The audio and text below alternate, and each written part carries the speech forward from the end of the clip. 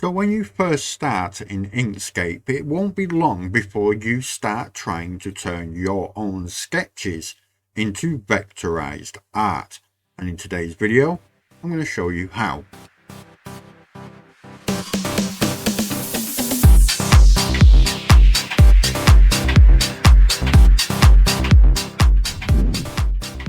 Hello my friends, Rob here from Button Press Graphics, back with another Inkscape tutorial.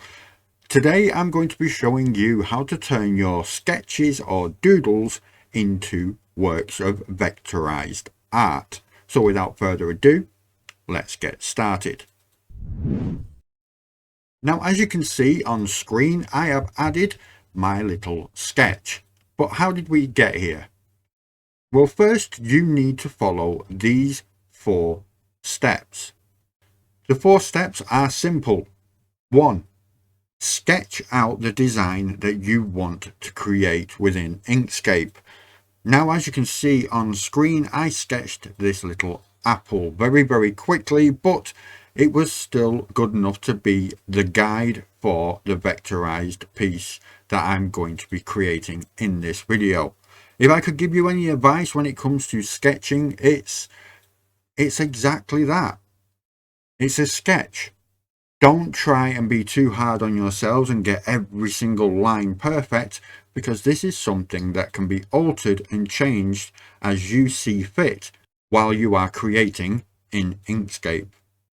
Now for me, there are a few principles that I go through before I start any artwork.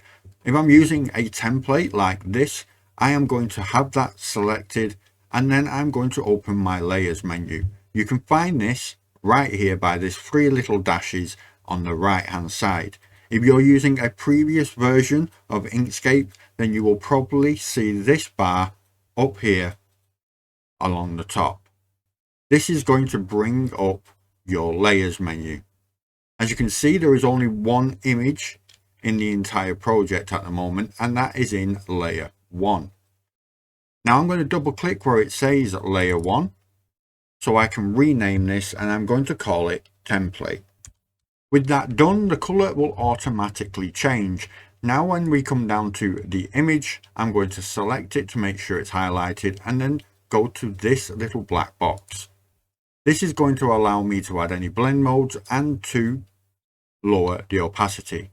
I'm going to lower it down in half, and then I'm going to click out of it. And now with it half done, I'm going to click this little padlock so we are no longer able to move it from wherever it is. Now we have our template, creating the basic shapes. Now when it comes to creating the basic shapes, we're going to work from the back to the front. So first off, I'm going to cover the entire image and get the outline absolutely perfect. Once we have the outline, I will then move on to the apple itself. Then I will do this little bit here with the stalk and the leaf. And then we are going to edit everything and make sure the shading is absolutely perfect within the next step. So in order to start, we are going to need our pen tool. You can find that on the left hand side. And then we are just going to draw one outline around the entire image.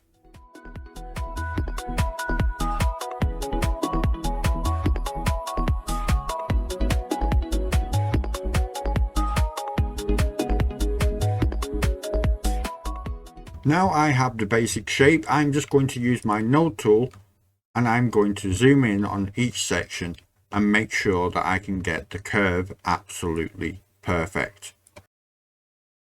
And this is done just by editing the nodes and of course the line itself.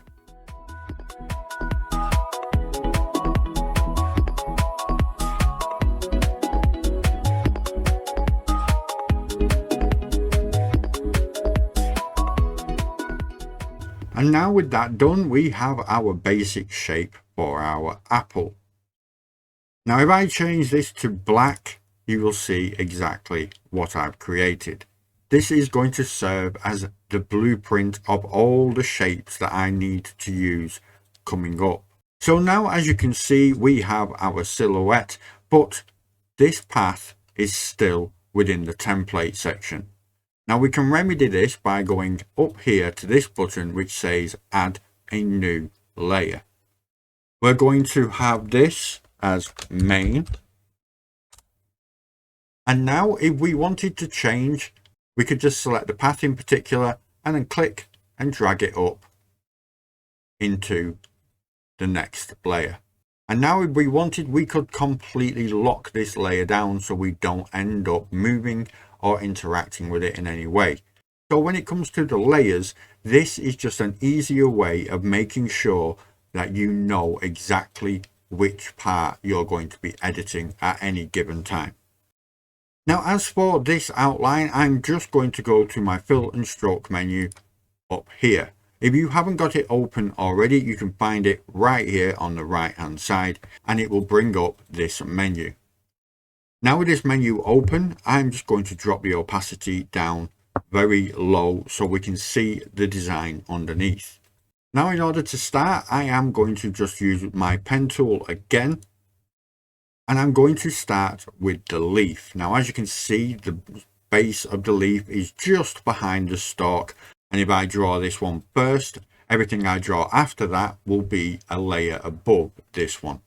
Now because we already have this outline already done, we don't have to put in that much effort when it comes to getting the shapes right for the leaf, for example. So what I'm going to do is making sure snapping is turned on. I'm going to go back to my pen tool and I'm going to snap onto this point right here. And then I'm going to move this out and I'm just going to go around the shape that I want to keep until we get back to this point and then click there. And now when I come down here, I can join it. And using my node tool, I can bend this line just a little so we can get the effect that we're wanting. Now I go back to my select tool. I select the main silhouette we already created and I'm going to right click and duplicate. Or you can simply hold Control and press D. Now with that duplicated, I'm going to select this piece that we just created around the leaf. And now I'm going to go to Path, Intersection. And just like that, we have the leaf. Now we're going to repeat the same thing for the stalk and then finally this line here.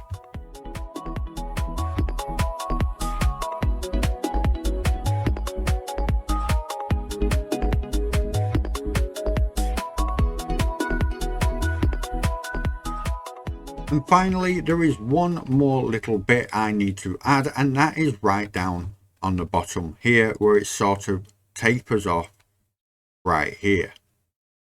So we're going to make sure snapping is still turned on. Come to our pen tool and we're just going to do a little line sort of bends like so. And finally, now we just have to do the apple itself. Now, in reality, I should have maybe done this apple first rather than leaving it till last, but it is what it is.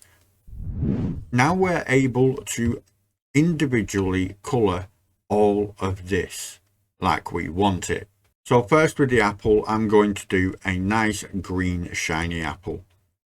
So there is the apple. Now I'm going to add the colour to the stalk, which is going to be a nice brown, maybe something around that colour will do, and then a dark green for the leaf. So that's not quite dark enough, so I'm just going to darken that up a little bit more. And now we have our apple. Now because I did this apple last, I need to drop this down so it is under the stalk and this line here. Now the last thing that I want to do is make sure that I get the apple that we used as the template at the bottom, this one here, and all I did then was hold Alt so I could select what was behind this green shape here. Now go to stroke style and I'm going to add this up to 5. I am now just going to come down to the bottom and I'm going to hold shift and press the black in order to get the stroke on. And now we can go back to the stroke and just keep thickening it up. Now let's see if 20 is good. 20 seems very good to me, so I'm going to leave that there. Next, we are going to add some details. So we're going to need to make sure that this apple is brighter on one side than the other. But because of the shape of an apple and how smooth it is, we're going to need to add a radial gradient. So we're going to go back to the apple, add a radial gradient, and now we have something that looks like this. Now what we want to do is we want to try and get a curved line when it comes to the gradient over here, whereas this centerpiece should be quite light. So in order to do this, first I'm going to turn this color down but keep the opacity up, and then I'm going to move this along slightly and have a much lighter white, or maybe even the yellowish green. And yeah, I think I'll add a bit more yellow to this one as well, because green apples don't tend to be very, well, bright green. They tend to be a very yellowish green. Now we have the colors kind of basic, but as we would like them. We can now add this and stretch how the circle interacts. And there we go. That seems about right to me. It's not very glamorous at the moment, but we are going to add some details into that in the last step. Next, I'm going to go with the stalk. Now, of course, the light's coming from the left-hand side, so I want the right-hand side to be darker. And I'm just going to use a linear gradient for this. Finally, the leaf. Now, the leaf is slightly different. What I'm going to do is I'm going to do a radial gradient where it's darker on the edges than it is in the center. So for this, I'm going to darken this one, and I'm going to turn the opacity all the way up. And let me just zoom in. Now I want this to be very much in the center of the thickest part of this leaf. And now I can play around with the colors until I get them looking exactly how I want. And just like that, we now have our leaf to put details over. But in order to make it look a lot more cohesive, we need to thicken up the strokes on these pieces here to make sure they look like they're part of the same image. Now for these two strokes right here, I am going to use a path effect. The path effect is going to be taper stroke. So we're going to come through path, come all the way down to path effects. And now with it selected, I'm going to go to my path effects menu and taper stroke. Now when it comes to this little menu, the stroke width is the center of your stroke. So if I put this up to 5, as you can see, it thickens up the entire stroke. Now we want it to be around this thick, as you can see. So I'm going to lower this down to around, say, 3. And that looks about right. Now with this still selected, I'm going to go to my node tool and I'm going to zoom in. Now as you can see, we have the 4 nodes that were here to begin with, but now we have these 2 extra nodes right here. So I'm going to click and drag them down. And as I do, as you can see, it tapers off into a point. And that is exactly the look that I'm going for. So with that done, I can now path object to path. And this is going to finalize it. Because that's converted it to a path, it has now got a black stroke and not a black fill. So we just have to alter that by swapping them back around. So we can go to fill, click it black, and then we can hold shift, click the red X, Now I'm just going to do the same for this one right here. I'm also just going to add a thicker stroke on these two pieces here. And now, as you can see, we have our apple and all the basic shading and the basic shapes done. The next step is to be adding the details. My last step was just making sure that all the line work was perfect.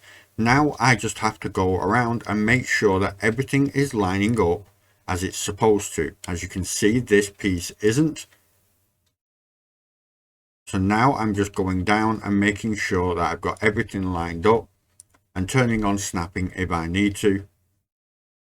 And that snapping is not working, so let's just leave it there. And now we're just going to add the details. So by the details, I mean any added little extras that we want to include. For example, I'm going to add a little circle here. And now with this, I'm just going to rotate it slightly. And now with that done, I'm going to turn the color white. And I'm going to go to my blend modes. And I'm going to put an overlay on it. And you can see we now get a change of color. Now I'm just going to add a quick little stroke line going across here, just so I can give the illusion of an edge. And now finally, I'm just going to add a darker green right here to give the illusion of the veins in a leaf.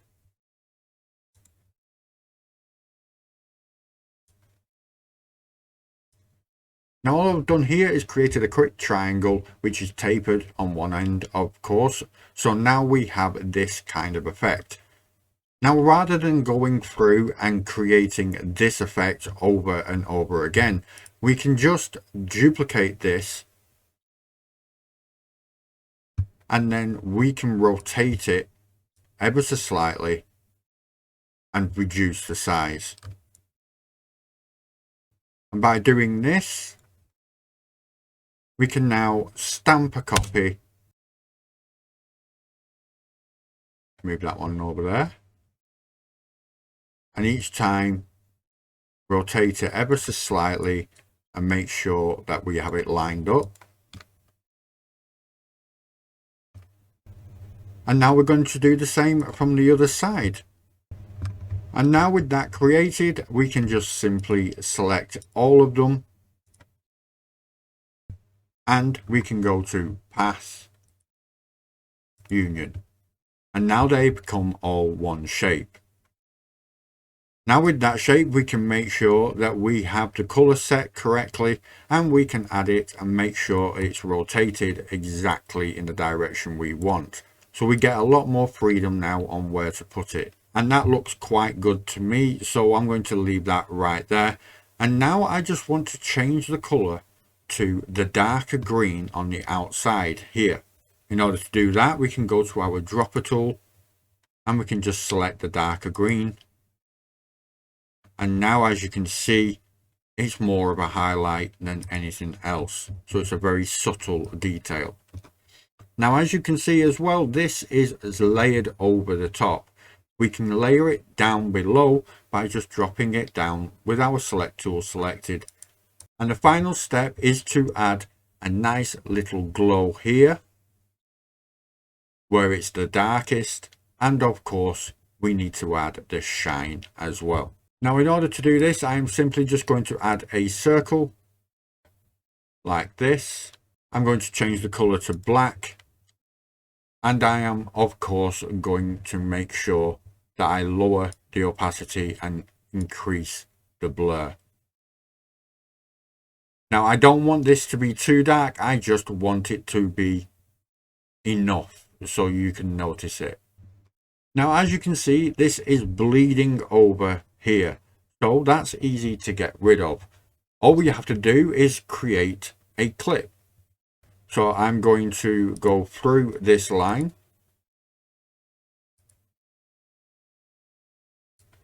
Come all the way around. And now I'm going to select them both, right click and set clip. And now we have this little blur effect right here, which doesn't bleed over here. Finally, let's get the reflections done. So these are just some squiggly lines that you can add and then blur out. Now, in order to get a rough estimation of reflections, I use the pencil tool. This is similar to the pen tool, except it is a lot rougher than you would normally give it. Now, at the moment, I have the same pen mode on, but I've got smoothing of 50. This means it will still be quite rough, but it will smooth out any of the jaggedness that I don't want.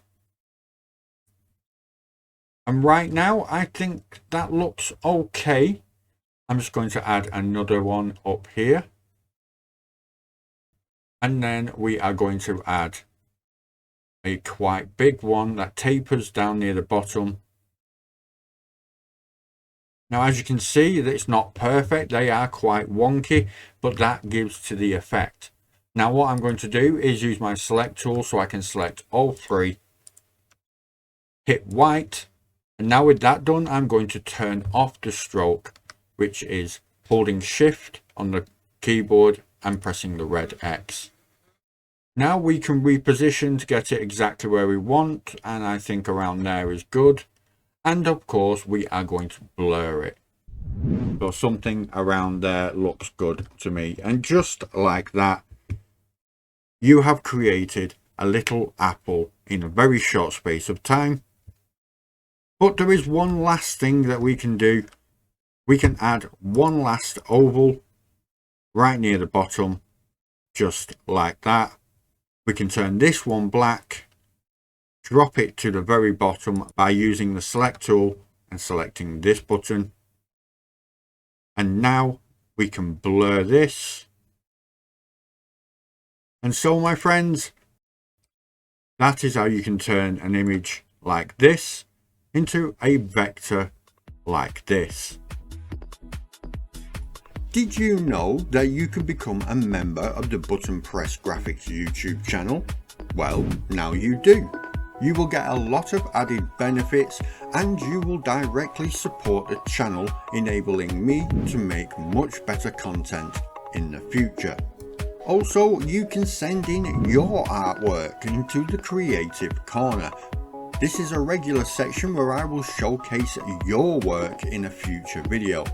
But for now, thank you so much for watching. I really do appreciate it. I'm going to bid you all a fond farewell, and I will see you next time.